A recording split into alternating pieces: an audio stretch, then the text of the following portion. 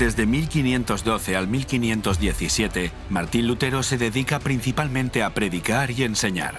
Pero eso pronto iba a cambiar con la llegada de Juan Tetzel a la ciudad. El papa de turno era León X, ya que el papa Julio II había fallecido casi 4 años antes. Estaba ansioso de seguir con la construcción de la iglesia de San Pedro, que su predecesor había dejado sin terminar. Con el fin de recaudar fondos para terminar la iglesia, puso en marcha un sistema de financiación intensivo. El Papa decide poner a la venta indulgencias. No recurrió a esta táctica en España, Francia e Inglaterra, pero sí en Alemania, donde la responsabilidad de vender indulgencias se confió a Tetzel.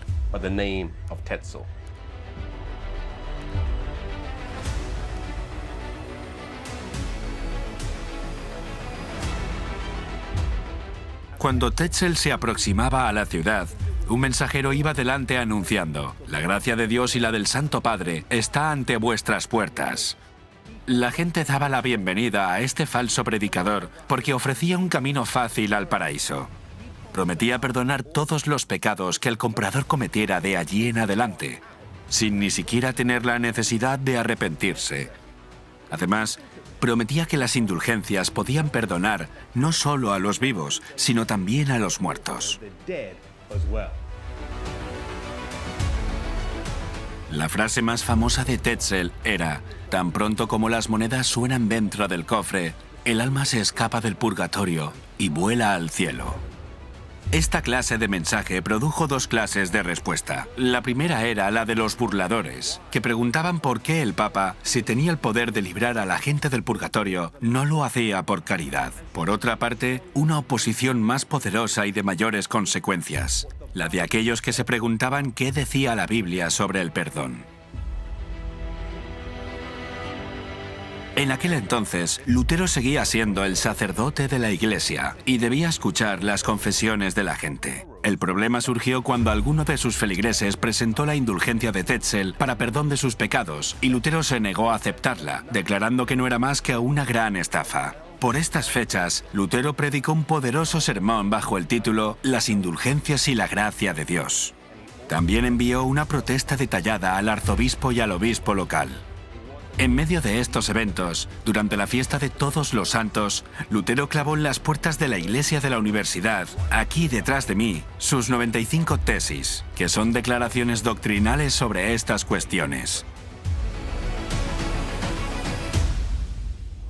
Este momento marcó un giro decisivo, y la publicación de las 95 tesis despertó una gran expectación en el pueblo alemán. Las leyeron y las volvieron a leer alto y claro. Lutero estaba asombrado con lo que había hecho: oponerse al mayor poder en la tierra. No tardó en ser citado por Roma para comparecer y responder por sus enseñanzas. Nunca antes un hombre tan aclamado por el pueblo se atrevió a oponerse a Roma él solo. Para ese momento, la gente ya estaba harta de la corrupción de la iglesia. Muchos estaban agradecidos de que por fin alguien se levantaba para decir algo, aunque no todos se atrevían a ponerse de su lado todavía. No menospreciemos nunca el poder que tiene el permanecer fieles a la palabra de Dios y a nuestras convicciones. Aunque Lutero no entendía toda la Biblia, ni siquiera todo el Evangelio, sí compartió lo que sabía y se mantuvo fiel a lo que conocía. Había aceptado el principio de que la Biblia debe ser el único intérprete de la fe. Este principio por sí mismo encendería una chispa que finalmente dio la vuelta al mundo, estableciendo el fundamento del protestantismo. Esto es, la Biblia tiene que ser el intérprete de nuestra fe. Seamos fieles a la palabra de Dios y fieles en compartir el mensaje que Dios nos ha entregado en cualquier parte del mundo donde nos encontremos. Lutero había sido convocado a juicio. Llegó a Worms el 15 de abril de 1521, provocando una gran expectación. La gente deseaba verlo. El lugar donde se hospedaba estaba constantemente repleto de gente. Deseaban pasar unos momentos con este valiente hombre que estaba dispuesto a enfrentarse a la iglesia él solo. La presencia misma de Lutero era una victoria por sí sola, porque había sido condenado y excomulgado, y aún así le dejaron hablar en el juicio, socavando la autoridad de quien lo había excomulgado.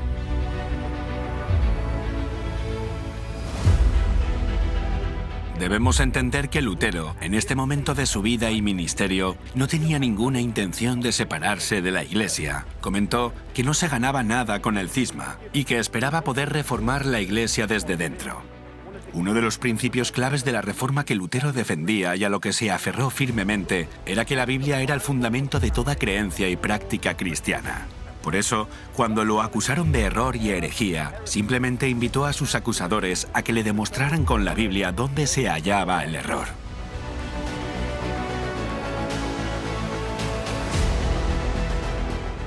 Entrando en la sala, pocos le hablaron palabras de aliento, pero un general del ejército le dijo que iba a hacer un ataque más noble que él mismo o que cualquier capitán hubiera hecho en el campo de batalla. On the battlefield. Le dijo que si su causa era justa y estaba segura de ella, siguiera adelante en el temor de Dios.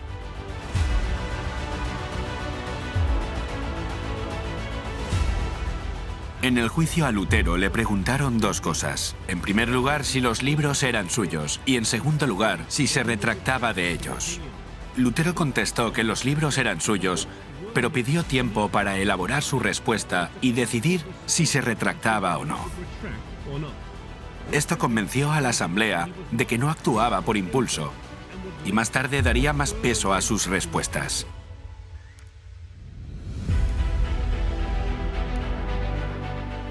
Al día siguiente, cuando Lutero dio la respuesta, dividió sus escritos en 3 secciones diferentes. En la primera sección trataba de la fe y las obras. Incluso sus enemigos declararon que estos escritos no solo eran inofensivos, sino incluso beneficiosos. En la segunda clase de libros, denunciaba la corrupción del papado. Revocarlos fortalecería la tiranía de Roma. En la tercera clase de libros, denunciaba a los que defendían los males de Roma. Aunque admitía que había sido muy duro en sus respuestas, no estaba dispuesto a retractarse. Hasta ese momento, Lutero había hablado solo en alemán. Ahora se le pidió que diera su respuesta en latín. Aunque estaba cansado, consiguió hacerlo. Esto dio más peso a su respuesta, ya que todos en la sala escucharon por segunda vez su argumento. El portavoz lo presionó para dar una respuesta directa con la pregunta: ¿te retractas o no te retractas? Estando en pie en este mismo lugar, dio una respuesta que ha llegado a ser célebre a lo largo de los siglos. A menos que se me convenza con las escrituras y la razón, no acepto la autoridad de papas y concilios que tan a menudo se han contradicho entre sí. Mi conciencia es prisionera de la palabra de Dios. No puedo y no quiero retractarme de nada. No es ni correcto ni seguro actuar en contra de la conciencia. Aquí estoy. No puedo obrar de otro modo. Que Dios me ayude. Amén. Amen. La asamblea se quedó asombrada y sin palabras por lo que habían visto y oído. Se le preguntó de nuevo si se retractaría, a lo que contestó: Dios sea mi amparo, porque no puedo retractarme de nada.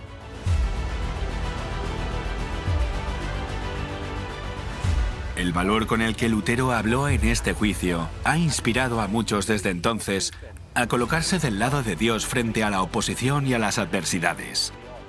En Marcos 13:9 la Biblia nos dice que un día nos tocará estar delante de los reyes y gobernantes. Seamos fieles a Dios. Si debemos dar testimonio, que lo hagamos con audacia y valentía inquebrantable, enfrentando la prueba. En 1620, un barco emprende su rumbo con 130 pasajeros con destino al Nuevo Mundo, a una tierra a donde han viajado solo unos pocos europeos, más tarde conocida como los Estados Unidos de América. Desembarcaron en la costa este en Cape Cod, antes de establecerse definitivamente en Plymouth, Massachusetts. No obstante, su viaje comenzó en un pequeño pueblo inglés. Scrooby se encuentra ubicado en Nottinghamshire, y aunque parezca un lugar tranquilo y humilde, los residentes que vivieron en este pueblo hace más de 380 años eran firmes en sus creencias y poderosos en sus convicciones. Los principales discrepantes contra la imposición religiosa en Scrooby eran Clifton, que era el pastor, Robinson, profesor, y Brewster, en el cargo de anciano.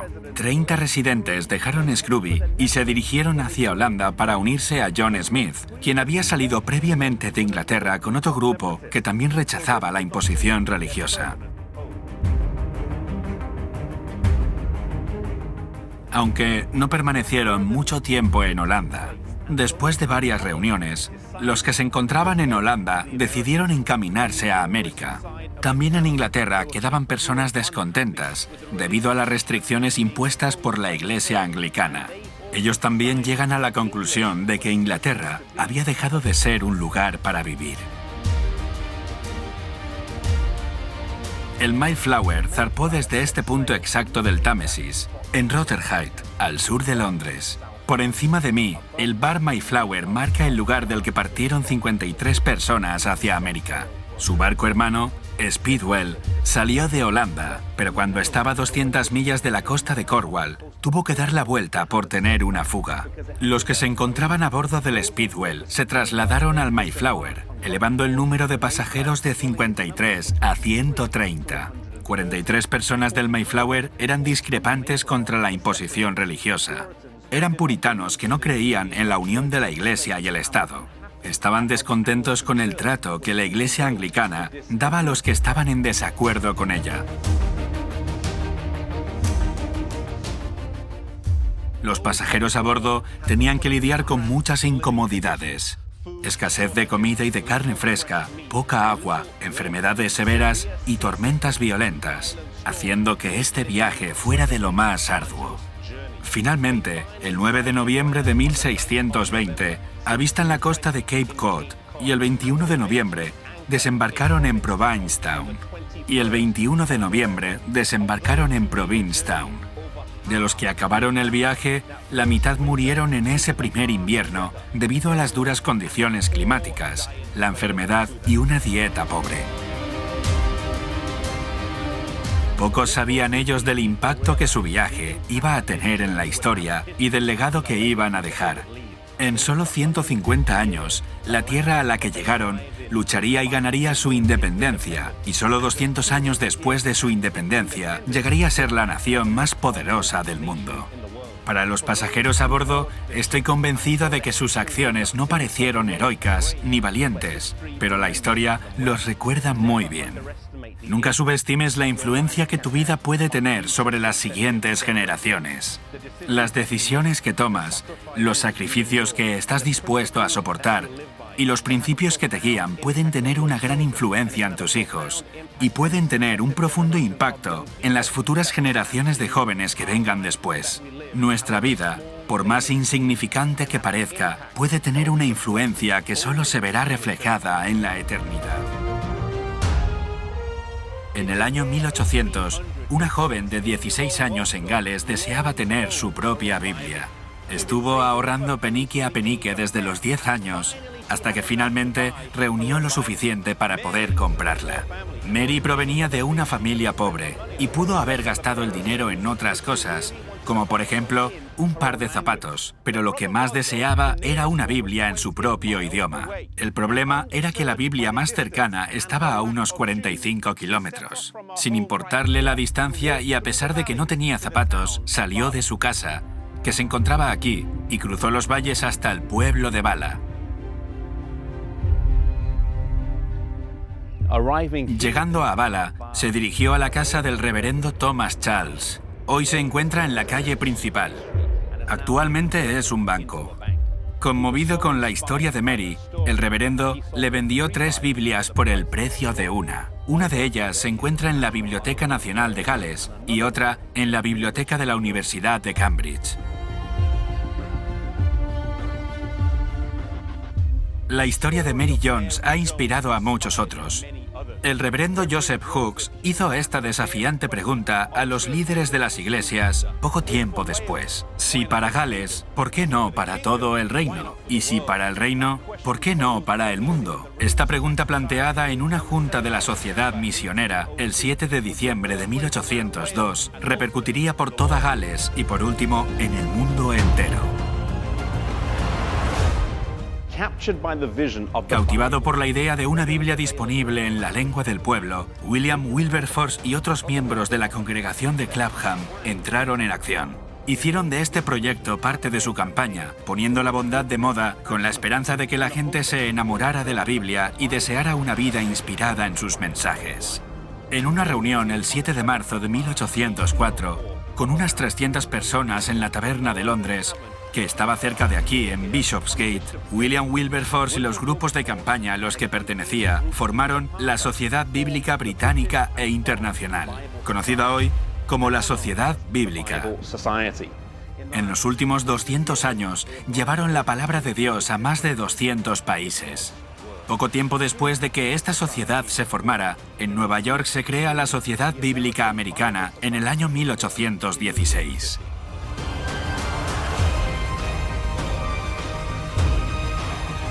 Más adelante, en el siglo XIX, inspirados por Hudson Taylor y la misión interior china, 7 estudiantes de la Universidad de Cambridge, más tarde conocidos como los 7 de Cambridge, renunciaron a sus carreras prometedoras y se embarcaron rumbo a China para ser misioneros. Su ejemplo inspiró a muchos otros, haciendo que el número de misioneros en China aumentara de 165 en 1885 a 800 tan solo 15 años más tarde, aproximadamente un tercio de la fuerza misionera protestante. La Convención de Keswick también tuvo un profundo impacto en cuanto al servicio misionero, inspirando a muchos a dedicar sus vidas a Dios en tierras lejanas.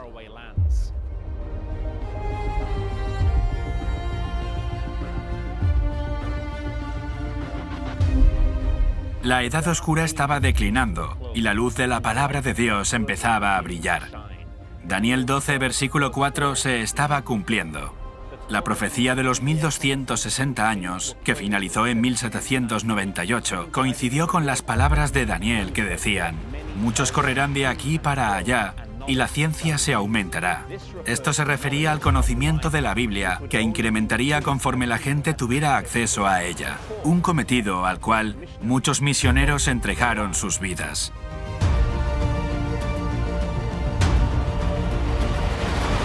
Hoy, el servicio misionero puede que ya no sea la punta de lanza que fue en el pasado, y la Biblia ya no es tan novedosa para nosotros, pero la necesidad de ambas sigue siendo vital. Aún hoy seguimos teniendo esta importante misión. Aún hay muchedumbres que nunca han oído hablar de la Biblia, que no tienen idea de lo que es el cristianismo. Puede ser que Dios te esté llamando a ser un misionero, a dejar tu casa y tu comodidad, a volar a otro país para ser un misionero para Dios, allí donde no han oído hablar todavía acerca de Él. Vayamos donde quiera que Dios. Nuestro linaje espiritual es muy rico, con muchos nombres ilustres, y se remonta a los primeros siglos. Comenzamos este viaje rastreando nuestro linaje espiritual con la iglesia celta en Britania. Hemos visto que desde los siglos V y VI, siguiendo hasta el siglo VII, había cristianos que procuraban mantener una fe basada en su comprensión de la Biblia. Los valdenses del norte de Italia eran uno de estos grupos, y sus raíces se remontaban a los primeros siglos del cristianismo. La fe y las creencias de grupos como estos estaban en conflicto con las exigencias de Roma, que reclamaba ser la Iglesia madre, y buscaba o cambiarles las creencias o destruirlos.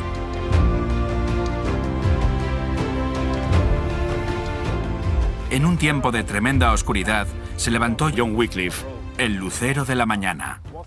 Aunque no inició una nueva iglesia, al traducir la Biblia y gracias a sus escritos, quitó el velo de tinieblas que habían traído los siglos oscuros de la Edad Media. A John Wycliffe le siguieron Hus y Jerónimo en Praga, dos hombres valientes. Un siglo más tarde, se levantó Lutero en Alemania, Zwinglio en Suiza, Farel y Calvino en Francia y después en Suiza. Todos hombres maravillosos que han ido a contracorriente y que se mantuvieron fieles a sus convicciones.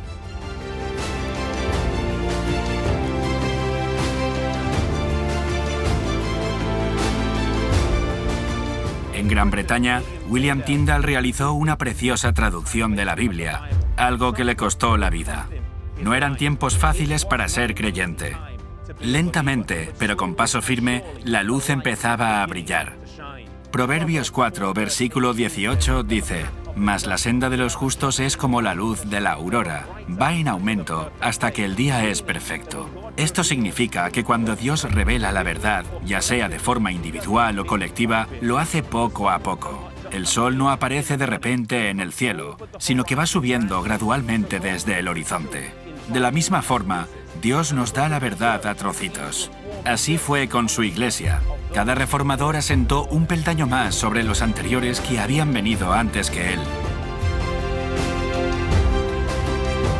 Las verdades de la justificación, santificación, bautismo, caridad cristiana, la libertad y la segunda venida, todas se descubrieron de forma gradual. Los reformadores no estuvieron siempre de acuerdo entre ellos, pero Dios empleó a cada uno de ellos. Al final de la Edad Oscura, en 1798, es cuando se cumple la profecía de los 1260 años, y el mundo entra en el período conocido como el tiempo del fin. La profecía indica que a partir de este momento, el conocimiento aumentará. Esto no debe ser interpretado como el conocimiento científico o tecnológico, sino que se refiere al conocimiento de los libros de la Biblia. En el tiempo del fin, serán descifrados los libros de Daniel y Apocalipsis. A pesar de las grandes victorias ganadas con la Reforma, Apocalipsis 12 señala que después que la mujer saliera de la persecución, al final Dios tendría un remanente fiel. Después de los 1260 días proféticos, en el tiempo del fin, Dios tendrá un remanente. Según señala Apocalipsis 12, versículo 17, este remanente guarda los mandamientos de Dios y tiene el testimonio de Jesús. ¿Quién será este remanente? ¿Cómo guiará Dios a su pueblo en los siglos XIX, XX y XXI? Acompáñanos en la siguiente temporada para continuar nuestro viaje, donde seguiremos explorando nuestro linaje espiritual a través del tiempo.